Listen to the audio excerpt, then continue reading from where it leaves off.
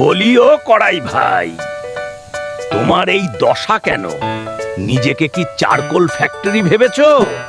মামা, আমার দোষ নেই। ওই যে ওপরের চুলাটা, ও তো আগ্নেয়গিরি হয়ে গিয়েছিল, আর তেলু তো আসতেই দেরি করলো। বাহ বাহ, এখন দোষ দিচ্ছ চুলার? আমি পাশে দাঁড়িয়ে সব দেখছিলাম। তুমি তো গরমে আয়না হয়ে যাওয়ার চেষ্টা করছিলে, তাই না? দেখো, এক পাশটা এমন চকচক করছে যে নিজের চেহারা দেখা যায়, আর বাকিটা কয়লা। এভাবে হবে না কড়াই ভাই, তোমার এই কালো তিলক মুছতে হবে। খুন্তি সাহেব, আপনি কি রেডি? একদম। আমি স্ক্র্যাচ করতে রাজি, কিন্তু সাবধানে।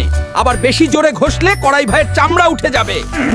বন্ধুরা, যখন রান্নায় এমন পোড়া দাগ লাগে, তখন কিন্তু শুধু পানি দিলে কাজ হয় না, একটু ভিনেগার আর বেকিং সোডা দিলে ম্যাজিক হয়।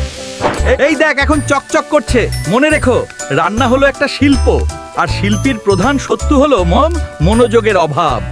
সত্যি মামা, আমি আর কোনোদিন আগুনের ওপর একা দাঁড়িয়ে থাকবো না। তেলু ছাড়া আমি অচল।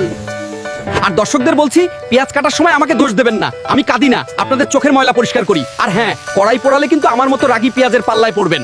আজকের মতো বিদায়।